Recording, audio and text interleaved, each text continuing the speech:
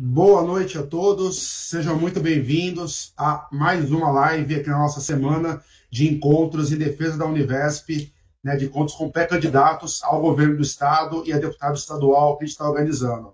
Eu sou o Leandro Chemali, sou presidente do DCE da Univesp e a gente está tocando essas entrevistas ao longo dessa semana para falar um pouquinho sobre a realidade da Univesp. A Univesp, Universidade Virtual do Estado de São Paulo, que está presente aí em mais de 350 municípios, são mais de 400 polos atualmente, passando de 50 mil alunos e com ingresso de quase 30 mil, de mais de 30 mil alunos a partir do segundo semestre desse ano. É uma comunidade muito grande, muito abrangente, com políticas que impactam na vida de muitos estudantes e que, sem dúvida, precisam ser debatidas no processo eleitoral de 2022. E para a gente debater um pouco mais, a gente tem a honra aqui, a felicidade de receber hoje o ex-governador Márcio França, do PSB, ele que foi vice-governador durante a gestão de Geraldo Alckmin, assumiu o governo do Estado ali durante o ano de 2018 e é um dos grandes responsáveis pela expansão da Univesp a partir do ano de 2018. Né? Foi um dos políticos, um dos poucos políticos no Brasil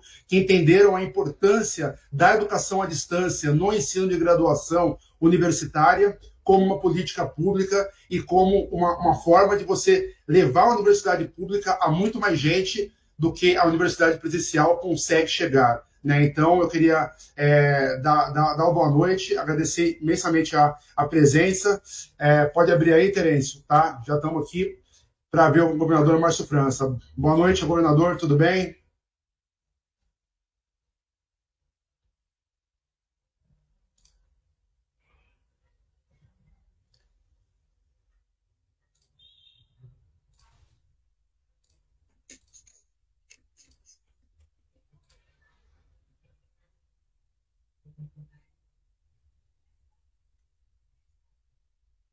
Boa noite, está me ouvindo? Boa noite, estou te ouvindo. Oi, Igor, tudo bem?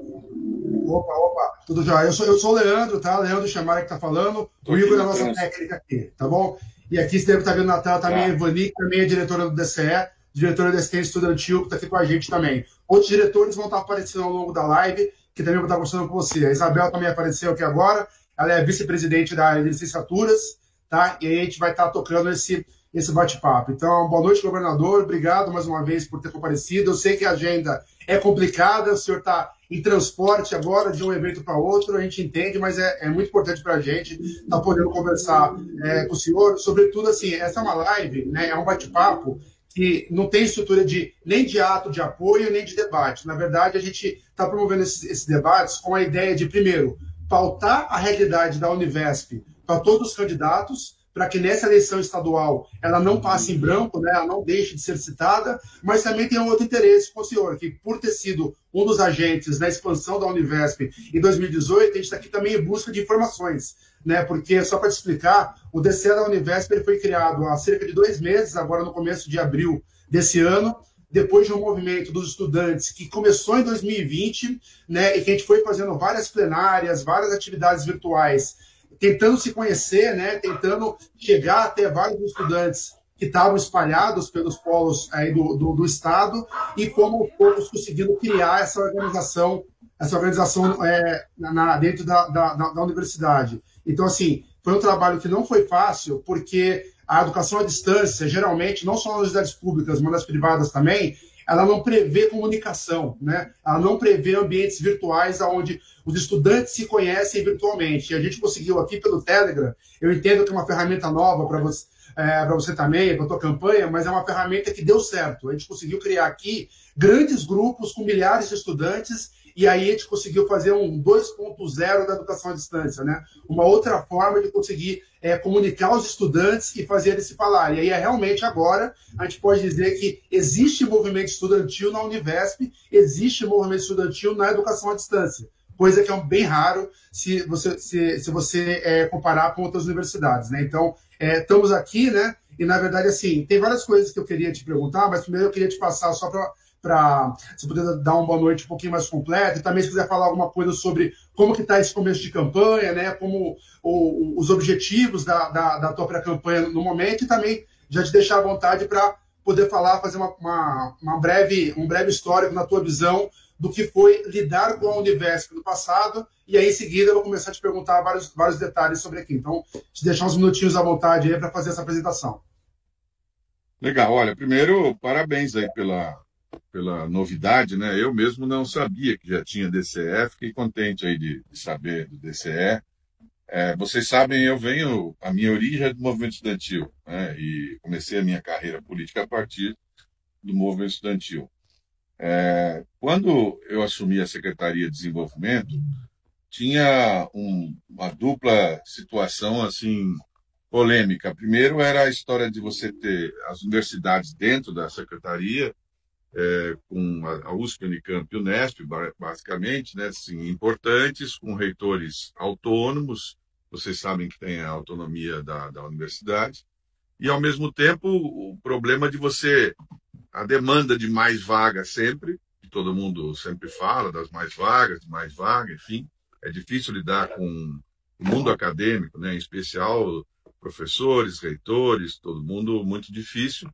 Coincidiu que, na época, eu tinha uma sequência de amigos, reitores, o Dr. Zago havia assumido a USP, foi reitor eleito da USP, e tinha sido meu contemporâneo no Ministério da Ciência e Tecnologia, e aí nós tínhamos o desafio de mais vagas acadêmicas, e aí existia a Univesp, você sabe, criada de maneira tímida, ali acomodada num cantinho, e com uma lógica totalmente diferente. A ideia deles era criar uma universidade mais para fora do país, para que a gente tivesse, enfim, um roteiro diferente do que a gente imaginou. E eu, então, disse ao governador Alckmin que essa seria uma saída muito rápida, porque, além do custo ser muito menor, a gente tem também a qualidade se a gente tivesse o apoio das universidades públicas de São Paulo. As universidades de São Paulo, como vocês sabem, elas consomem um volume de recursos importantes do Estado, do cidadão de São Paulo, né? Porque basicamente 5% do ICMS é USP, 2,5% Unicamp, 2,5% Unesp, mais 3% da Paula Souza e 1% da FAPESP. Portanto, 14% dos 18% dos impostos. E nada mais justo que a gente possa usar o benefício disso, que para nós é um grande orgulho em São Paulo, essa estrutura universitária que nós temos, que ela fosse feita para mais gente. E aí o desafio era conseguir convencer o mundo acadêmico, os professores das universidades, porque eles tinham, e naquela época ainda existia muito preconceito em relação ao ensino à distância, o ensino remoto, enfim, aquele pensamento de que isso é uma coisa que não daria qualidade. E também eu fico pensando um pouco que existe um certo, eu diria que é um pouco de egoísmo, né, das pessoas, de acharem que, não, quem quiser que faça vestibular, porque, enfim, ele que passe nas presenciais. Só que não é todo mundo que tem elitismo mesmo, né? Chega a ser um elitismo mesmo. É uma coisa meio esquisita, porque já que o conhecimento é de todo mundo e foi pago por todo mundo, se eu posso ter as aulas, né, com qualidade à distância, no formato à distância, está vencida a etapa de que isso não pode ser feito com qualidade, por que não permitir que mais gente tenha isso, né? E aí foi aquela história da expansão. A gente preparou uma expansão muito rápida, num formato simples até, né, com convênios com municípios, e está previsto na lei estadual, inclusive, que foi aprovada na época, que esse mesmo formato pode ser também cedido para outros estados do Brasil. Então, nós podemos ter a Univesp em vários estados do Brasil, que seria mais legal ainda, quer dizer, você ter o mesmo curso disponibilizado para o Brasil inteiro, em vez de fazer as pessoas terem que sair dos seus estados para vir estudar em São Paulo, enfim. E aí começou o formato, começou dando certo, tem polêmicas, é claro, porque a tutoria, como é que você faz a tutoria, que é a essência do ensino remoto, é você ter uma tutoria bem feita, né? E como tudo no início é mais difícil, havia problemas com relação à questão de orçamento, mas depois que a gente mostrava a diferença dos números, é um negócio extraordinário, assim, né? A diferença do quanto custa de um jeito e quanto custa do outro. E a possibilidade. E aí a gente pegou vários exemplos Eu me recordo, especialmente nas engenharias, na pedagogia, pegamos vários exemplos de pessoas que já estavam fazendo e vencendo as etapas com o próprio mundo acadêmico e com esse mundo científico de São Paulo, que é muito reticente a tudo isso.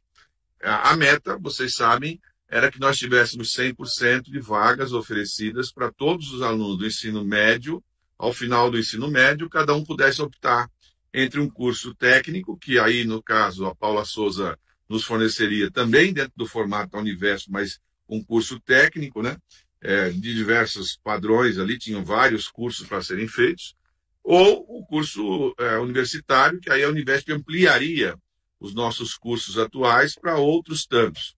No começo do governo do Dória, eu acho que ele pensou que isso tinha um pouco da... Ele falou para mim que não tinha qualidade e tal, e ele pensou que isso talvez ficasse marcado com uma coisa meio carimbada, que tinha a ver comigo, enfim.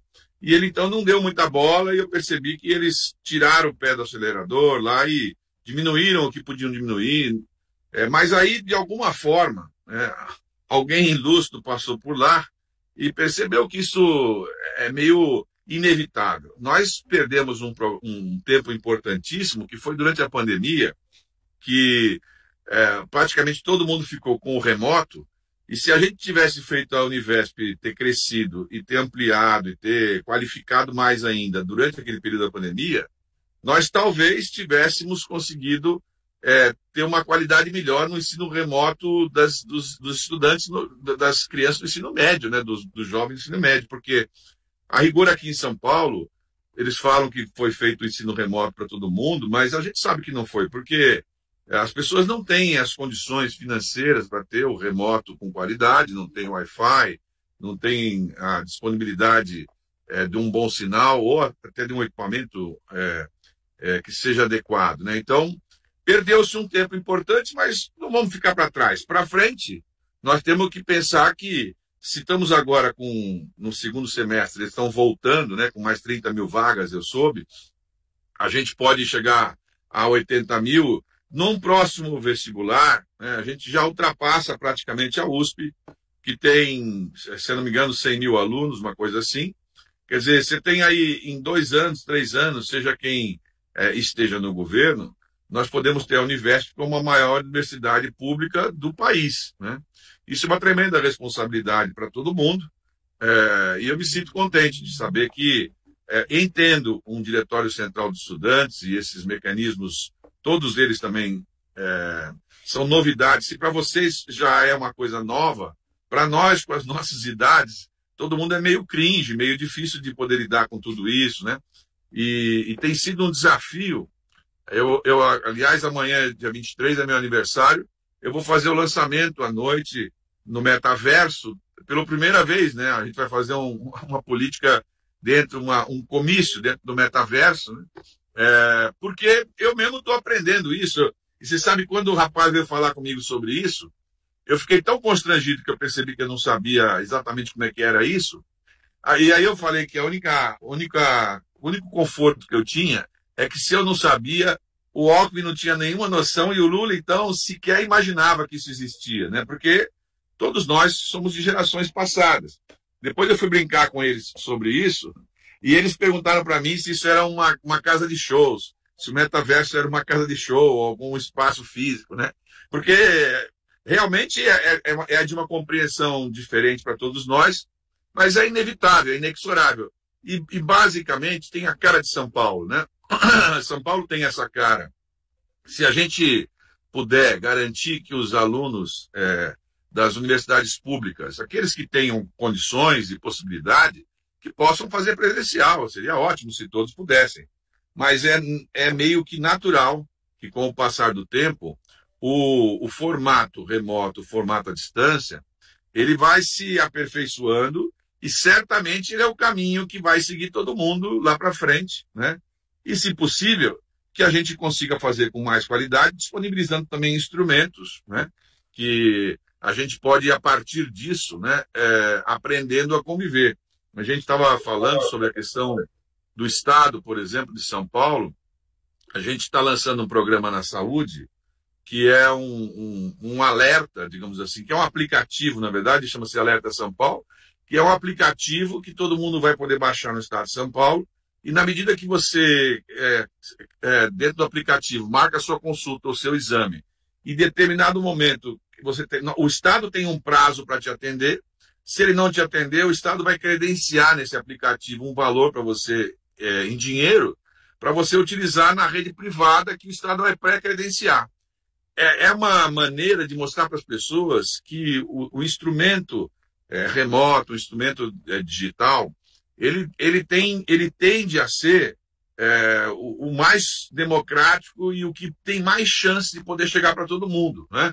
Do mesmo jeito que a medicina remota, do mesmo jeito que o ensino remoto e outras atividades que a gente tem. Então, a nossa tarefa é essa. Eu fico muito contente de saber que vocês, enfim, estão organizados para isso. É claro, a questão da campanha, nós estamos aí numa disputa bem acirrada, porque temos 4 candidatos, cada um deles tem uma representação importante, porque representam 2 governos atuais, né? O governo federal, que tem o seu candidato, o Bolsonaro tem o seu candidato, o Dória, aliás, o atual governador é uma sucessão do Dória, portanto tem uma estrutura de governo, e a candidatura do PT e a nossa, né, que são candidaturas que teoricamente estão no mesmo campo, ou parecido, no campo parecido. E sempre uma pressão muito grande, como tudo na vida, os maiores querem engolir os menores, né? É da lógica de toda assim, a coisa da natureza, de o maior querer engolir o menor. Então, há muita pressão, e eu tenho resistido à pressão exatamente porque eu penso que a experiência que tive, não só na secretaria, mas nos governos, na sequência de governos, podem ajudar o paulista e depois o Brasil inteiro a criar soluções como aconteceu com a Univesp, que parecia uma coisa completamente assim, impossível, difícil, fazer 50, 60 mil vagas, e nós fizemos com muita facilidade, eu acho. Do mesmo jeito que eu acho que seria muito fácil ampliar isso para mais gente ainda, para todos os lugares, com mais facilidade, e criar instrumentos que pudessem permitir a todas as pessoas de São Paulo conseguirem ter a distribuição daquilo que o próprio paulista acumulou, ou seja, o conhecimento. Foi o conhecimento que nos levou a liderar o Brasil, né? E é isso que a gente pensa que a Univesp pode fazer. Com certeza, com certeza. Eu acho assim, o governador pontuou bastante coisa interessante, mas eu queria pontuar também algumas coisas assim, só para a gente entender também o que aconteceu, porque para entender melhor essa história. Porque assim, uma coisa que é muito afirmada, não só hoje, mas nos últimos anos, é a deficiência de pessoal da Univesp, né? Então a falta tanto de pessoal técnico administrativo quanto mesmo de docentes, né? Porque o modelo da Univesp, e esse é o ponto conceitual que eu acho que é importante todos os candidatos a governador debaterem sobre, né? A forma como a Univesp ela foi criada e depois como ela foi mais ou menos reformada na sua gestão, ainda é uma estrutura onde a universidade ela não tem docentes próprios, né? Ela faz editais onde docentes da USP, Unesp, Unicamp ofertam. Eu não vejo tantos problemas nisso. Mas uma coisa que pegou muito, e assim, conversando com alguns funcionários que estavam lá em 2018, que saíram ou que entraram em 2019, que eles falam muito, é que na época a Univesp ela não teria condições técnicas para aportar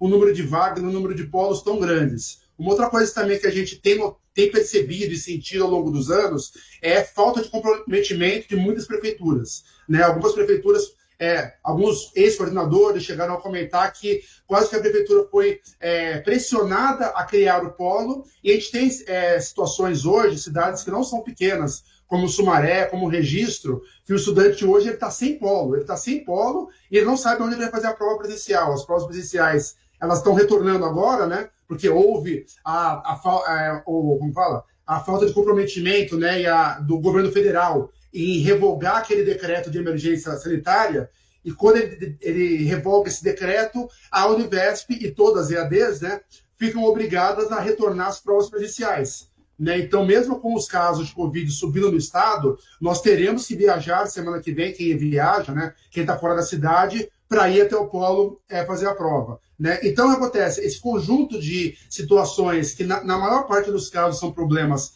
administrativos, eles acabam prejudicando muito a qualidade do ensino e, sobretudo, ele acaba causando evasão, né? Porque a preocupação que a gente tem muito hoje é que, assim, foi feita uma oferta muito boa, grande, né, em 2018, só que a evasão dos estudantes que ingressaram em 2018, ela foi muito alta. A gente não tem o número exato, né? Também esses dados não são tão exatos, mas, por exemplo, eu vou dar um outro dado. Em 2020, né, quando você estreia esse novo modelo, que é com dois eixos, né, o eixo da computação e o eixo das licenciaturas, né, a computação com 3 cursos e a licenciatura com matemática, pedagogia e letras, mas pelo acaso da pandemia, ou seja, os estudantes não sendo mais obrigados a ir para o polo nos primeiros semestres, acabou tendo a menor evasão da história. E a gente tem hoje uma quantidade de alunos ativos no curso bem maior do que o que a gente tinha no passado. Esse seria o modelo correto, o melhor modelo? Não sei. É um modelo a ser debatido, né? Eu falo, esse debate que a gente quer colocar para os candidatos nesse período eleitoral, né? Então aí agora eu te retorno com a questão. Quando a gente estava lá, vamos voltar no tempo, para 2018, o que te levou a entender que aquele modelo, daquela oferta de 20 mil vagas lá em maio de 2018, era o modelo ideal? Eu entendo assim, a gente quer democratizar, a gente quer incluir mais estudantes, mas aí eu estou trazendo agora o debate aqui para dentro da Univesp.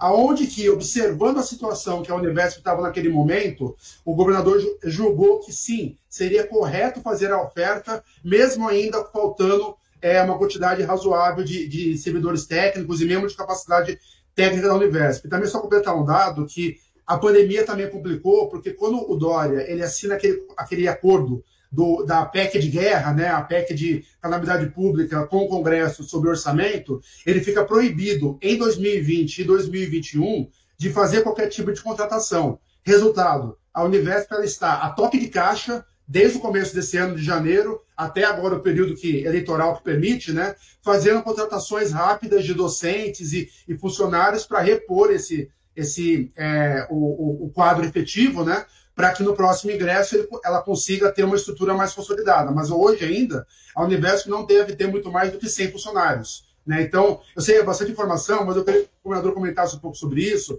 porque para nós é importante entender esse processo histórico, porque o que é difícil para a gente hoje? É a gente saber o que nós defendemos. Né? A gente definir uma carta de necessidades dos estudantes para encaminhar para os candidatos, quando chegar a campanha, dizendo, olha, nós, estudantes da Univesp, queremos isso, isso e isso. Mas, para isso, a gente precisa entender um pouquinho melhor a própria história da Univesp, para entender aonde houveram os erros em todos os governos, certo? E o que pode ser feito. E outra coisa fundamental, que é também o que nos motiva a estar aqui, é que o novo governador, o Márcio, se eleito, dia 1º de janeiro, está indicando o próximo presidente. Então, a Univesp ela tem uma interferência importante do governador que as outras universidades, o Centro Paula Souza e qualquer outra área do governo não tem. A Univesp ela é uma secretaria, praticamente.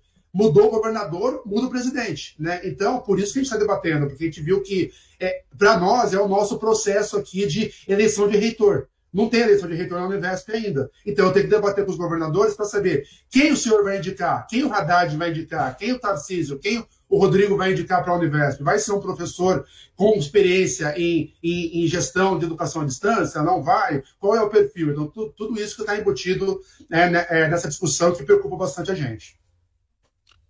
Não, olha, acho que você tocou no assunto que foi o início da confusão. Né? Quando eu assumi a secretaria, a Univesp tinha o conceito de abrir concurso para professores, para a própria Univesp, para que ela tivesse ela própria o seu corpo de docentes. Ela ia repetir um pouco do que é a USP, Unicamp e Unesp, depois ela ia fazer a mesma trajetória e, na minha visão, ia cometer os mesmos erros. Porque quando você começa a criar o mesmo formato do presencial, naturalmente você vai criar os mesmos ciclos que acabam viciando os outros caminhos. Então, nós entendemos o seguinte, para que eu tenho que criar, por exemplo, um corpo docente na Univesp, se eu posso pegar a Univesp como agência e contratar os docentes, os melhores que nós tenhamos na USP, na Unicamp, na Unesp, ou em qualquer lugar do Brasil ou do mundo, né? A Univesp pode contratar esses docentes e os docentes apenas vão fazer as aulas para a gente, ao invés de eu ter o meu próprio corpo, né? Que depois vai exigir uma série de benefícios que vão consumindo. Hoje, por exemplo, a Unicamp tem mais alunos fazendo pós-graduação, mestrado, doutorado, do que alunos fazendo graduação. A tendência natural começa a forçar na pós-graduação e diminuir na graduação. Porque a graduação é a que custa mais caro, a graduação é a que traz os alunos que não têm oportunidade, a graduação geralmente são jovens mais novos e aí eles têm mais dificuldades financeiras. Então, como o recurso é vinculado orçamentariamente à Constituição, nenhuma universidade tem muita vontade de abrir muitas novas vagas de graduação, porque isso gera muito mais custos e os custos são fixados na Constituição, já que já tem uma receita única da universidade pública. No caso da Univesp, é sem limite. O que a gente fez foi exatamente provocativo mesmo. Foi, olha, para mostrar que é possível, nós vamos abrir quantas vagas derem o nosso fôlego, porque foi muito pouco tempo, né? E sabendo que ia ter uma carência de pessoal interno e nós íamos ter que buscar alternativas. Quando a decisão política está tomada de se fazer uma coisa, você encontra os mecanismos legais de você sair fora dessas amarras. Por exemplo, se você tem teto constitucional limitando a contratação de novos funcionários, você pode fazer por outro formato. No caso da Univesp, por exemplo, ela pode contratar uma organização social que sai fora do limite do teto constitucional e colocar quantos funcionários ela quiser. O que ela precisa é de orçamento financeiro, né? Ela precisa de orçamento financeiro para isso. E isso a gente garantiu que ia colocar. Claro, no instante que eu era só secretário, eu só conseguia mexer com a minha parte financeira. Depois, quando eu virei governador, aí era diferente.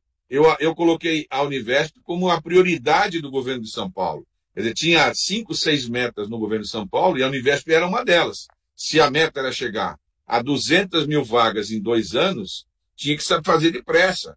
E o depressa pode ter alguns defeitos, mas tem a vantagem de ser para mais gente, né? E, em especial, porque a gente faz a provocação e depois surge a demanda, como você mesmo está falando. Eu me lembro de prefeituras que falaram, olha, mas eu abri aqui porque eu tive a vontade de abrir, mas depois eu não tenho a condição financeira de manter aqui. Sim, mas você pode ter um convênio com o Estado repassa o dinheiro. O que eu quero dizer é que o custo do aluno aula e o custo final do aluno da Univesp é infinitamente menor do que o do aluno das universidades presenciais. E esta é a principal razão de que ela tem que ser ampliada, né? Porque vocês são testemunhas, e eu sei que tem muita evasão, mas eu quero lembrar para você, as ETECs e FATECs têm evasão de 50%. Nas FATECs chega a 70% de evasão. Ora, e é presencial. Então não é o fato de que é a distância que faz a evasão. O que faz a evasão é que as pessoas hoje estão tendo que trabalhar para poder sobreviver. Muita gente não consegue manter o seu ensino porque a pessoa está tendo que se virar de outra maneira. Em todas as crises financeiras, é claro que as pessoas acabam priorizando a sobrevivência, né? Nós temos que imaginar uma situação onde as pessoas tenham menos crise financeira e que nós possamos criar mais instrumentos, bolsas, por exemplo. Eu mesmo havia proposto e mandei para a Assembleia que as FATECs e ETECs tivessem bolsas para os alunos poderem se transportar. Hoje, eu tenho um amigo meu aqui da Zona Norte de São Paulo, que tinha 10 faculdades, e ele abriu o curso à distância, aliás, abriu o curso presencial para 10 faculdades e pegou o miolo da pandemia. Depois ele teve muita dificuldade de poder ter aluno e ele radicalizou. Esse ano de 2022, ele abriu com o custo zero, faculdade a zero, cobrando R$0 para quem fosse. Mesmo assim, ele só preencheu 4 cursos. 6 cursos ele não preencheu. Porque as pessoas não têm dinheiro para pagar o ônibus para ir para lá. As pessoas não conseguem pagar o ônibus. Então, ou seja, no caso da Univesp, não é mais uma questão apenas de uma estratégia. É a evidência que levou a isso. O tempo, a distância, o trânsito, a violência, etc., faz com que a gente tenha que aperfeiçoar O que não está bom, tem que colocar mais dinheiro. Então, eu sugiro para vocês, quando vocês forem reivindicar, né, primeiro é saber qual é o custo de hoje da Univesp. O caminho, na minha visão, não é colocar professor concursado dentro da Univesp. Senão você vai, daqui a pouco, criar uma estrutura enorme na Univesp vinculada a professores, quando, na verdade, na minha visão, a Univesp deveria ter sempre contratações de professores para fazerem as aulas dos melhores que tivessem e democratizar esse processo. Por exemplo, agora que vocês têm o DCE, vocês podem pesquisar e saber quem são os melhores para cada matéria, para cada assunto. Vamos contratar aqueles que vocês acham que são os melhores. Já que não há problema de dinheiro, vamos contratar aqueles que são os melhores.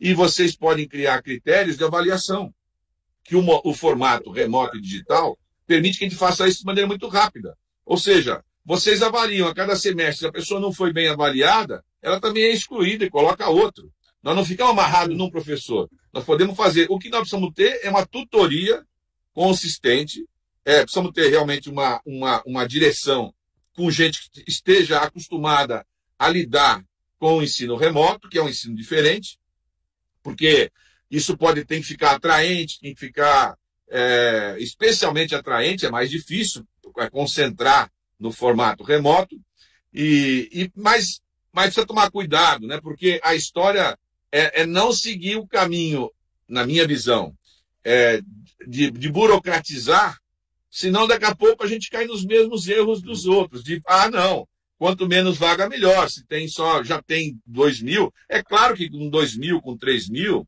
talvez você consiga fazer com mais qualidade, com muito mais qualidade, mas o desafio é fazer 200.000 com mais qualidade, e não ao contrário, senão você vai ficar sempre limitando. O fato de vocês terem tido a oportunidade de entrar, o que é muito bom, e de vocês, digamos, serem precursores dessa história que vocês estão escrevendo juntos aí, vocês é que lá na frente vão dizer o seguinte: olha, nós somos precursores de uma coisa que universalizou o ensino público universitário, técnico e tecnológico no estado de São Paulo. Essa é a verdadeira mudança, né? E nós não podemos querer menos do que muita qualidade. É o padrão de São Paulo, muita qualidade. Quanto custa isso? Eu garanto, eu não me recordo, mas, se eu não me engano, a Univesp consumia naquele tempo algo perto de 70 milhões de reais quando eu deixei a secretaria, ano. Não deve ser muito distante disso, hoje em dia. É um valor infinitamente menor que qualquer outra coisa. Nem se compara, sim. Com certeza. Então, se você comparar com o USP, Unicamp e o Unesp, e com a própria Paula Souza, né, o formato não é ter uma Paula Souza em cada lugar, uma ETEC, uma FATEC. Se tem hoje cursos remotos, nós temos que aperfeiçoar o remoto. Vocês têm que tirar um grupo de vocês para colocarem, por exemplo, na reivindicação. Dobrar o orçamento da Univesp a partir de 2022, seja lá qual for. 23 tem que dobrar. Dobrar. Você dobrou, por exemplo, nós queremos que os melhores alunos a cada semestre possam ser premiados, entre outras coisas, com cursos também no exterior. A Universidade de Londres, a Universidade da África do Sul, as melhores universidades de outros países são remotas, são à distância. Nós precisamos conhecer essas tecnologias dele. Nós fizemos um pouco pela intuição. Você tem razão. Quer dizer, talvez se eu tivesse pensado mais, talvez, claro que ia ser melhor. Mas se eu tivesse pensado muito, em 9 meses eu não conseguiria ter feito. Então, eu acho que a gente tem que ser provocativo. E eu acho que, no caso de vocês, é assim: qual é o orçamento da Univesp?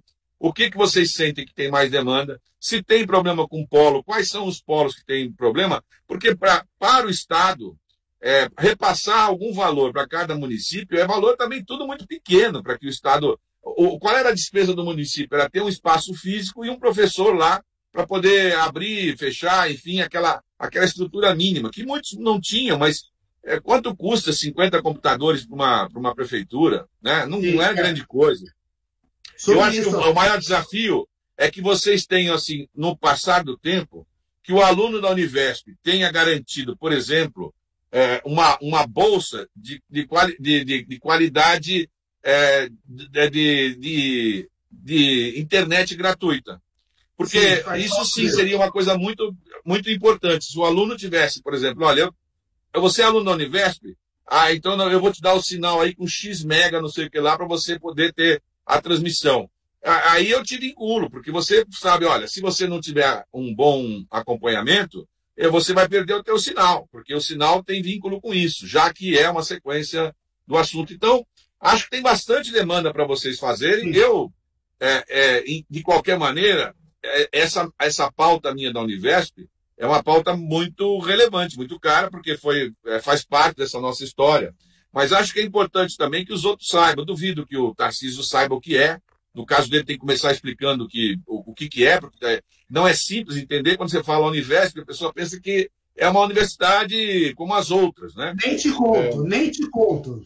É cada uma que tem ouvido por aí que você não imagina.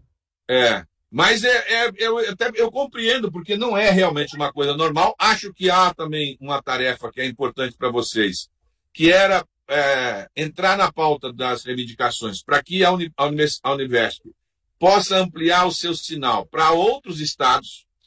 Como é que era essa história? O estado de Alagoas quer fazer um convênio com a Univesp, o governador assina, nós damos o sinal para ele lá, ele vai ter o sinal lá, e ele vai remunerar pelo sinal aqui, e o valor da remuneração a gente pode usar em melhorar a nossa qualidade do nosso ensino também, né?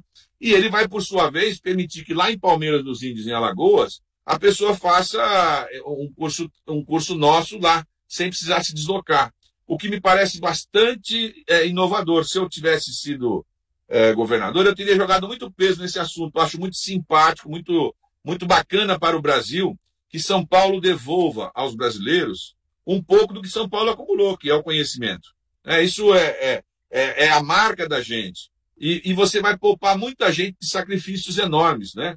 De deslocar a vida deles. Outro dia vi um rapaz que estava vendendo chup-chup na feira lá em Pernambuco para poder fazer um vestibular aqui em São Paulo. Tal. Depois a pessoa vai morar aqui em São Paulo com que dinheiro, com que recurso que ele vai sobreviver aqui, né? Se a gente tiver a condição de poder fazer isso. Então, tem muitas demandas, eu quero ser parceiro aí.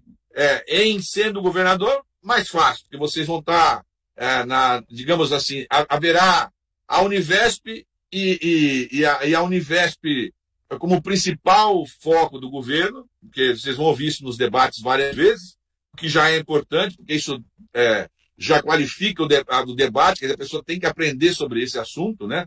Como se fossem outros que eu falo sempre, mas eu tenho falado sobre o mundo digital.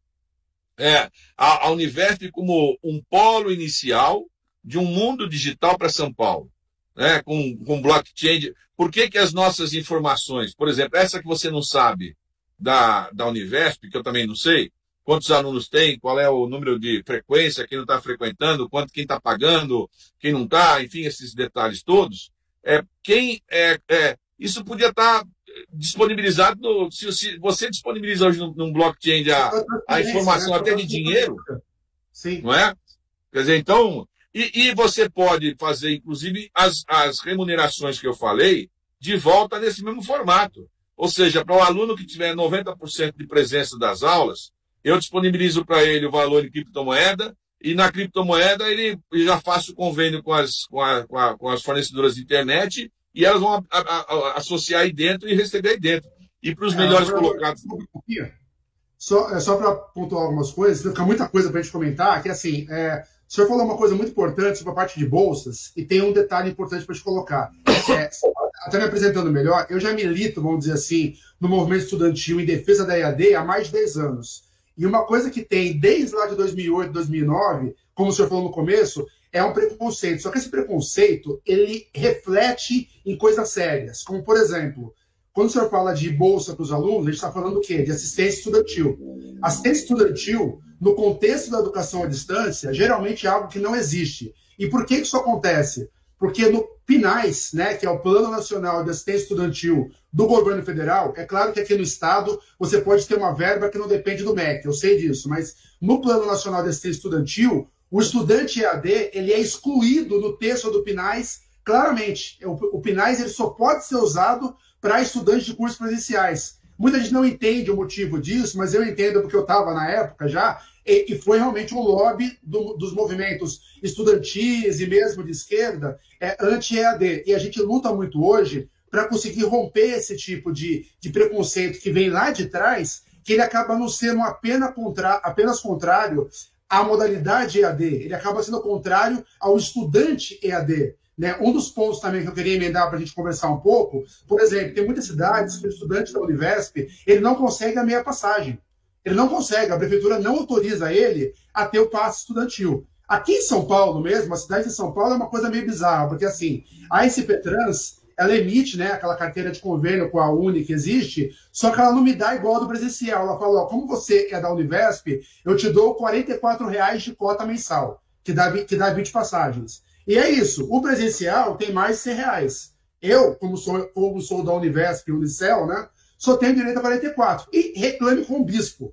Não tem com quem reclamar. E se eu falar de meia passagem metropolitana e mesmo a meia passagem estadual, aí complica totalmente. Porque, inclusive, para o aluno presencial, e esse é um outro tema que, em nível de governo, eu queria ouvir um pouquinho a tua opinião, a gente tem aqui no estado a Artesp, né, que é a agência reguladora das empresas intermunicipais. E existe uma regulação que ela é estranha para nós, que é assim, o preço da meia passagem nunca é 50% da passagem. Porque a Artesp diz que o pedágio, a taxa de embarque, e outra taxa, e o combustível, enfim, vários detalhezinhos não podem ter 50%. É somente o trecho em quilômetro. Então, uma das perguntas que eu queria te fazer é se, como governador, o governador teria gerência em cima da Artesp para que a meia passagem estudantil ela fosse, de fato, a meia passagem. A questão do transporte, ela pode não parecer tão importante para o estudante EAD, mas ela é, porque muitos estudantes se matriculam numa cidade que tem polo e não moram mais naquela cidade, ou até moram em cidade próxima. Então, ele precisa da meia passagem intermunicipal. Só que aí essas empresas, e aí até por falta de orientação da Artesp, acabam recusando. Então, às vezes, o aluno ele evade do curso porque ele não consegue, às vezes, ter aquela viagem a cada 2 meses para fazer a prova. E uma outra coisa também que emenda com esse assunto, também é uma dificuldade que todos os estudantes, e não somente EAD, têm, de você conseguir obter todo o trajeto de meia passagem na região metropolitana, seja de São Paulo, seja Ribeirão Preto, seja Campinas, seja o litoral, porque você tem o quê? Várias empresas de ônibus que às vezes não se falam. Então, às vezes, você consegue o passe do MTU, mas não consegue o SP Trans, ou consegue o metrô, mas não consegue o SP Trans, quer dizer, não se falam. E eu avalio, eu debato bastante mobilidade aqui na cidade de São Paulo, você tem quase que uma rainha, vamos dizer assim, na SP Trans, acima de qualquer gestão, acima de qualquer prefeito que define isso. Então, eu queria tocar nesse ponto, porque a gente estava passando o tempo, assim, eu ainda vou voltar em alguns pontos da Univesp, mas esse é um ponto que com os governadores a gente não pode deixar de falar. Então, eu queria saber um pouquinho, que você falasse um pouquinho sobre essa questão de mobilidade e meias passagens, né? O que pode ser feito e aonde, se durante o período que você foi governador, se chegou a lidar com esse tema e chegou a achar algumas amarras que não foram possíveis de resolver na época. O período que eu fui governador, aqueles meses, você tem uma série de proibições, porque nesse período é exatamente o período eleitoral, abril a outubro, né? Você fica com proibições de qualquer tipo de benefício, mas eu não me lembro dessa demanda que eu tenha tido, não, sobre a história. E claro, o governador, se quiser, em período normal, pode alterar, mesmo com a SP Trans, inclusive essa que você falou, eu entendi a isenção só sobre o trajeto, enfim, mas ele cria o mecanismo da isenção plena, inclusive no pedágio ou nas taxas, e naturalmente isso vai ter que ser subsidiado na passagem dos outros, né? Então, não existe almoço de graça. É evidente que quando você cria qualquer tipo de benefício, está redividindo pelos outros o custo. Mas não tem sentido nenhum você fazer um pedaço de desconto, enfim, é para quase não fazer o desconto, né? No fundo, vocês têm percebido aí que há uma discussão muito grande sobre a questão de mobilidade, porque a gente, ao longo dos anos todos, foi criando mecanismos só rodoviários, praticamente, e há um egoísmo atávico das pessoas quererem fazer o seu próprio trajeto, no seu próprio carro, enfim. Então, as linhas de ônibus no país hoje são muito menos lucrativas do que eram antigamente. O formato de Uber, todas essas mudanças que houve, transporte de outras maneiras, até mesmo locações de bicicletas e patinetes, tudo interfere nesse processo. E você imagine isso tudo a um diesel com valor que está de valores que subiram. E para agravar aqui em São Paulo, Dória ainda aumentou o valor do ICMS do diesel e do álcool, né? Então, assim, foi tudo muito ruim ao mesmo tempo. Mas esse negócio é assim, são decisões sempre políticas. Acredite no que eu falo, viu? Se houver a decisão política, não falta nem dinheiro, e nem falta local, e nem falta funcionário. Houve a decisão política, o sujeito se vira e dá um jeito, alguém encaixa. É claro que vai tirar de outro lugar, né? Isso não tenha dúvida. Mas o que eu estou dizendo é que eu acho que nesse formato, não é só um formato para a universidade virtual, é para também o formato do próprio governo caminhar para esse lado virtual, para esse lado remoto, que vai ser muito mais presente, muito mais rápido e talvez muito mais eficiente. Nós vamos apanhar um pouco no começo, e aí você usou uma expressão no início da sua fala, que eu queria repetir, que é real. Embora as universidades tenham um grande papel, sejam muito importantes, mas nós não podemos esquecer que elas também acabam produzindo uma certa elite de formação no Brasil, e essa elite também ela acaba querendo preservar o conhecimento mais para ela do que para os outros. E essa é a real discussão. Nós queremos que esse conhecimento fique restrito a mais gente, ou nós temos que ampliar para todo mundo? Isso não é simples, porque, claro, quando eu tenho mais gente formado, vai ter mais disputa, o mercado vai fazer com que determinadas áreas caiam de preço. Quando você vê medicina no Brasil hoje ao preço que é, e a medicina hoje mantém, por exemplo, financeiramente as universidades de pé, o que mantém praticamente a medicina e alguns outros poucos cursos, é claro que se você tivesse vários cursos de medicina, isso não seria nesse preço, né?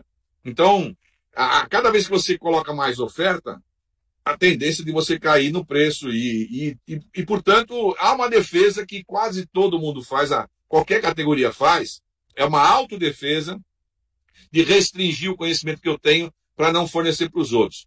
Eu insisto que talvez esse tema seja aquele que para mim é mais apaixonante, porque tenho um pouco da passagem como você mesmo falou, mas eu acho que tem diversas áreas que vocês podem, agora organizadas através de um DCE, que permite pelo menos que a gente tenha esse formato orgânico, a gente criar um mecanismo de poder entrar nos recursos da FAPESP, né, por que a FAPESP não vai fornecer o formato dos estudos para que os alunos possam fazer, os alunos da Univesp possam ter acesso à FAPESP, né? Nós temos que ir para cima de tudo isso, quer dizer, quebrar essas barreiras. Eles não fazem por mal, compreende? Mas há uma defesa, né? Mas tem docente de USP, Unicamp, a gente já tem, como que fala, depoimentos de alunos que dizem que já foram até docentes da USP, da Unicamp, pedir uma bolsa de iniciação científica, né, fazer a iniciação científica lá, porque na Univesp, como você falou, não tem as cadeiras, né, não tem o docente das áreas, e acontece casos que o docente vira e fala, olha, seu projeto é ótimo, realmente é sensacional, mas eu vi, como você é estudante EAD, estudante da Univesp, eu prefiro não pegar, mas tem um detalhe, tipo, tem essa questão desse preconceito, mas tem uma outra parte que a Univesp é deficiente, que não existe pró-reitoria, não existe uma coordenadoria de iniciação científica que ajude o trâmite burocrático para o docente receber um aluno de C e poder caminhar, pedir a bolsa. Não tem isso, né? Como eu falei, grande parte dos problemas da Univesp hoje, eles são administrativos. Então, para você conseguir, às vezes, um termo de estágio, é um caos. Tem muito aluno que até hoje perde estágio porque ele não consegue entregar o termo no prazo. E mesma coisa com termos da parte do TCC, também a correção do TCC, às vezes ela acaba ficando truncada. Um problema que a gente tem também importante, que é no projeto integrador, né, que é a forma de distribuição de grupos, pela Univesp, ela ser muito grande, você acaba tendo grupos aleatórios. Não é problema isso. Mas o problema é, primeiro, a falha de comunicação e uma outra coisa administrativa que pra gente, eu sou da computação, né? Para quem é da computação, isso pesa muito, que é o quê? Eu estou, por exemplo, fazendo um projeto integrador já de último ano, ou seja, na área de computação bem técnico, e eu tenho uma orientadora que é formada em teologia. Tem orientador que é de filosofia. Tem orientador que definitivamente não é da área de tecnologia, engenharia, computação, ou seja, ele não orienta. ele apenas cumpre tabela. Ah, você tem que entregar tal relatório, tal coisa. Tá, mas eu posso adaptar esse código dessa forma ou fazer o layout assim? Ah, eu não sei te responder, eu preciso mandar, daqui uma semana ela volta, daqui uma semana você perdeu o prazo e você não entrega. Então, assim, a Univesp, ela tem modelos interessantes. A ideia do PI, que surgiu desde lá de 2018, ela, até pouco para trás, se não me engano, ela é importante, ela é útil, né? Ela não só útil, ela é importante para você conseguir fazer essa integração, a extensão, né? E acaba sendo uma forma de você ter extensão na educação à distância. Mas a barreira administrativa de você não conseguir oferecer um programa de tutoria que interesse para o profissional de computação vir até a Univesp é um problema grave. E assim, você tem hoje centenas de alunos de pós-graduação em computação na USP, Unesp, Unicamp e mesmo nas federais. Só que essa conexão não funciona, porque só vem até a Univesp ser tutor quem é de educação. E tem uma coisa interessante também, que é dessa falha do debate sobre EAD, que sempre existiu, que o mercado de EAD, né, você aprender a trabalhar com EAD, fazendo tutoria e depois aprendendo aquelas carreiras, design instrucional, né, as técnicas da área, é uma área de trabalho absurda, né? Só que às vezes você tem hoje gente formando em pedagogia, em cursos de licenciatura e de educação, que mesmo num curso EAD, ele não aprende sobre EAD. E às vezes você tem as empresas que trabalham com EAD com deficiência de profissional. Então é interessante aquela coisa, né? É a casa de ferreiros pedra de pau. A própria Univesp, hoje, ela não forma mão de obra para a própria educação à distância. É um debate também, né, de modelo da universidade que a gente quer fazer. Um último tema que eu queria também abordar com o governador é que, assim, uma coisa que não tem hoje na Univesp é conselho superior. Isso é algo muito sério, porque você acaba ficando sem um espaço oficial para que um representante discente consiga levar demandas, ou mesmo aprovar um regimento de iniciação científica e outros regimentos que toda universidade, todo curso acadêmico, ele sempre tem. Só que esse conselho, ele esbarra em uma questão administrativa que eu acredito que o governador poderá ajudar a gente, que é o quê? O governador ele assinar um novo formato de conselho. Porque, por exemplo, a Univesp ela vai chegar a 100 mil estudantes. Não dá para você conceber que apenas um aluno faça parte desse conselho para representar 100 mil estudantes.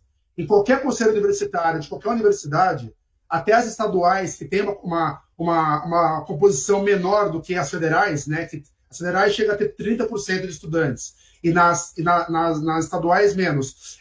Você consegue ter uma representação mais qualitativa. E outra coisa, a gente formou um DCE aqui, e a gente tem a consciência que é uma entidade gigantesca. Mesmo ela ainda estando começando, sem orçamento, ainda apenas o grupo de alunos organizando as coisas, fazendo o registro de cartório, toda essa parte burocrática, mas nós estamos representando quase 100 mil alunos daqui a pouco, de 400 polos, em mais de 300 municípios. Quantas entidades de qualquer área, seja sindicato de profissionais, tal, representa tanta gente? Então, assim, é algo muito grande. E também emenda com uma outra questão que ninguém tem resposta. A gente viu que a gente vai ter que falar com o governador, que é o quê? Aonde vai ser a sede do DCE? Para você ver como o modelo da Univesp ele é um pouco complicado. Porque, assim, a Univesp hoje, o governador sabe, o administrativo dela está dentro do IPT, que é um prédio dentro da USP, mas que não é da USP. Ele é um prédio independente da USP. E tem controle de entrada, enfim, é um prédio onde jamais ele poderia receber uma entidade estudantil. Porque tem controle, tipo, você sabe, né? O DCE é um local que os estudantes podem fazer festa, podem fazer churrasco, tem que ter livre acesso. Pois bem, aonde vai ser a sede do DCE? Aonde vai ser a sede dos estudantes da Univesp? Eu vou pedir para o DCE da USP me dar um puxadinho lá para dividir com eles, porque a Univesp está lá, eu vou locar um prédio na cidade e pedir para o governo do estado locar para a gente, ou ceder, ou vou pedir uma salinha lá no Conselho Estadual de Educação, lá na Praça da República. É uma pergunta que a gente não tem resposta. A gente não sabe para quem pedir hoje uma sala. Então, tipo, eu sei que também é bastante coisa, mas eu queria que o governador ele abordasse um pouco esse tema de forma mais geral. A gente vai ter daqui a pouco uma outra live, né, com candidatos a deputado estadual, que foram marcadas às 7h30, né, e a gente fez um encaixe hoje para conseguir falar com o governador. Então, todo mundo está convidado também a continuar por aqui. Eu também queria fazer um agradecimento aqui, para não esquecer, para a Luciana Trindade, que é do PSB Inclusão, amiga minha, que a gente lida sempre no âmbito do CMTT, que é o Conselho Municipal de Trânsito e Transportes. Ela fez essa ponte importante com a gente não só com o Márcio, mas também com a Andrea Werner, que também é pré-candidata a deputada estadual, também do PSB, então eu queria só registrar o agradecimento a ela. E não só ela, né? Vários estudantes e outras pessoas que começaram a contatar a gente e começaram a ver a importância de a gente fazer esse debate aqui no âmbito da Univesp, né? Então, vou retornar agora para o governador, né? E, tipo, se você quiser também fazer já responder esses pontos e já caminhar um pouco para a conclusão, eu vou tentar fazer uma rodadinha no final com alguns diretores do DCE, só para pontuar algumas coisas, mas a gente tentar concluir aí uns 10 minutos aí, porque 7h30 a gente começa a próxima. Tá, eu quero pedir desculpa aí para vocês. Eu entro aqui numa reunião às 19h20, né? Então eu vou realmente me encaixar aí. Com relação à questão da onde vai ficar, também acho que não é tão difícil resolver isso, até porque se o DCE já tiver aí nesse meio tempo regularizada a sua situação do ponto de vista de CNPJ, enfim, você pode colocar dinheiro público, né, no formato de valor mesmo, para que vocês tenham autonomia de decidir, né? Acho que tem que ser encarado o movimento estudantil, o DCE em especial. Você tocou aqui em assuntos, em 10 ou 20 assuntos, que um governador talvez levasse anos para entender e para descobrir, porque não é por mal, o cara não faz por mal. Qualquer que seja o governador, tem uma distância entre o que acontece lá na ponta e o que de verdade o governador está achando que é. Então, tem que tratar o movimento estudantil como um grande intermediário, abrir mais esses conselhos para que a gente possa ter mais contato. Certamente, o objetivo final de todo cara que é governador é que o aluno possa ser o principal atendido. E quem sabe mais sobre o aluno é o aluno, e não tenha dúvida. Porque ele não vai ter a visão corporativa só de professor, enfim. Ele vai poder falar para as pessoas, olha, isso está funcionando, isso não está, no objetivo de funcionar melhor. Acho que a questão de onde vai fazer, não há grande problema. Com relação ao Conselho, eu me comprometo a fazer a alteração. Se nenhum deputado tiver aí, mas eu certamente não tenho problema de colocar para que os deputados façam emenda, vocês podem sugerir para eles colocarem por exemplo, uma emenda diretamente para o DCE, para que o DCE possa fazer esse espaço. Mas eu penso que, dada a circunstância do assunto de nós temos a inovação da Univesp, a gente podia também pensar numa outra coisa, né? numa coisa que também fosse dentro dessa história do metaverso. Se nós tivéssemos a direção da Univesp, do DCE, todo mundo também dentro de um único formato de metaverso, a gente pode todo instante discutindo e todo instante está fazendo isso, quer dizer, falando sobre isso, porque isso tem a ver um pouco com, digamos, com a alma de uma universidade que é virtual, ou seja, as pessoas lidarem com isso. Você tem super razão, né? Essa coisa de... Eu tive recentemente numa cidade, vi a formatura de moças que se formaram em pedagogia, e eu até perguntei para elas, vocês têm facilidade? Ela falou, não, nós continuamos com a dificuldade. Quer dizer, elas se formaram em pedagogia, mas continuam com dificuldade. Talvez merecesse a gente pensar em cursos para exatamente formar pessoas para dar cursos nesse formato, né? Como aconteceu com a medicina, que a gente foi levando para a medicina de família, por exemplo, criando especialidades de médico de família, numa coisa que antigamente não tinha. E hoje a pessoa se forma em médico de família.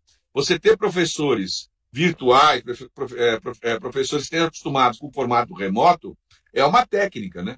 E seria muito bom que vocês pudessem nos ajudar. Eu vou pedir para que vocês pautem esses assuntos principais, né, que possam depois encaminhar, pode ser via Luciana, ou até vocês estão convidados a fazer parte, a partir de amanhã, dessa história do nosso metaverso, mas através da Luciana, onde vocês acharem melhor, para que vocês nos ajudem, né? Porque, de qualquer maneira, eu serei um grande transmissor, em ganhando ou não ganhando, eu serei um grande transmissor desse assunto para os outros, porque eu vou pautar isso em debates, vocês vão ver, e certamente as pessoas, se não se preparam, ficarão com constrangimento de não saberem do que está acontecendo. Então, isso vai provocar neles a atenção especial para o tema, o que eu acho que já é bastante, porque nossa lógica, a gente não está torcendo simplesmente para ganhar. A gente está torcendo para que o Brasil acerte, para que São Paulo acerte, e eu estou convicto que esse formato aqui é o formato que nós temos que caminhar para frente, para o futuro, né? E vocês são aquelas coisas assim, os primeiros, né? Aqueles que chegaram na frente e naturalmente vão pagar um preço, talvez mais difícil. Mas, por outro lado, também é gostoso você saber, quando olhar para trás, que você é quem fez isso. Você tem razão, um DCE desse tamanho, com essa representação, em pouco tempo vai ter muita representação, muita força, até porque esse formato de comunicação permite que vocês se comuniquem muito mais rápido do que de outras pessoas, né? E isso vai dar uma força muito grande. Eu quero me colocar à disposição de todos vocês aí para qualquer sugestão e para outras que vocês tenham. Eu vou acumular essas que vocês falaram hoje aqui, vou conversar com o nosso pessoal. Eu sugiro que vocês depois conheçam a Fernanda Gouveia, que foi a primeira presidente lá quando eu assumi, eu convidei ela é uma pessoa jovem que era jovem naquele tempo, né? E que foi a primeira pessoa e que foi responsável por esse início de todo o processo, que acho que é importante que ela também acompanhe o que aconteceu com isso, para que ela possa, junto com vocês, né, aprender também as soluções que possam vir daqui para frente. Perfeito. Governador, eu queria agradecer demais a sua presença, tá? Obrigado, foi um papo excelente. Realmente a gente queria rodar, né, como a gente faz em outras lives, para mais estudantes participar, mas eu acredito que vai ter uma outra oportunidade. Já te deixar o pré-convite de que durante o período eleitoral a gente também vai fazer uma segunda semana com candidatos mesmo. Então, aí, havendo agenda, a gente passa o convite mais uma vez. E também, já te deixar já de antemão, o DCE Univesp também faz parte da comissão organizadora do Universidade Vai às Urnas, que o senhor participou na eleição para prefeito, que a gente lembra, e vai estar sendo organizado novamente. E aí a comissão do Universidade Vai às Urnas também vai te fazer um convite, que a gente também vai estar fazendo parte. E a gente espera, inclusive, que neste ano, lá no evento do Universidade Vai às Urnas, a gente também faça o debate sobre a Univesp, que nos outros anos também nunca foi lembrada, né? E aí a gente está aqui justamente para conseguir pautar o universo, tá? Então, obrigado, né? Desculpa o pessoal que está aqui, que eu sei que tinha mais gente que queria te encaminhar algumas perguntas, mas o tempo hoje ficou apertado, mas com certeza vamos ter outras oportunidades, tá? Então, eu estou muito feliz, tá? De verdade, é a primeira vez em muito tempo que a gente consegue fazer uma conversa qualificada com alguém que realmente entende a realidade da Univesp. Tem críticas, tiveram problemas do passado que a gente trouxe aqui, tudo isso faz parte, mas é muito ruim para nós você tentar debater sobre a Univesp com políticos que vão assumir cargos importantes, deputado estadual, ou mesmo possíveis secretários no futuro, e que ele realmente não faz a menor ideia de uma realidade de tantos alunos. Uma coisa que não pode ocorrer para quem se pretende representar ou mesmo trabalhar na área de gestão educacional. Então, obrigado mesmo, de verdade, pelo tempo, tá? A gente vai mantendo contato aí, agradecer a todo mundo do PSB que ajudou a gente a viabilizar essa live. Ela vai estar gravada, a gente vai estar disponibilizando ela depois para todo mundo ter acesso, e também pedir a todos que estão aí online para continuar, que daqui 10, 15 minutos a gente vai abrir a segunda live com os pré-candidatos Julinho Fusari e Renato Batista, que a gente também vai fazer um debate aí no âmbito de deputado estadual. Então, governador, muito obrigado pela atenção, obrigado à assessoria tua, e a gente se fala numa próxima oportunidade, tá? Obrigado aí. Olha, eu quero só finalizar, dizer o seguinte, pede para a Luciana passar o meu celular para você, o número, para que essas demandas que tenham, sugestões, enfim, que você possa me encaminhar também via Zap aí no celular. Se quiser me colocar num grupo aí, pode disponibilizar o celular, tá bom? Um abraço, valeu. Obrigado, governador. Prazer, até mais.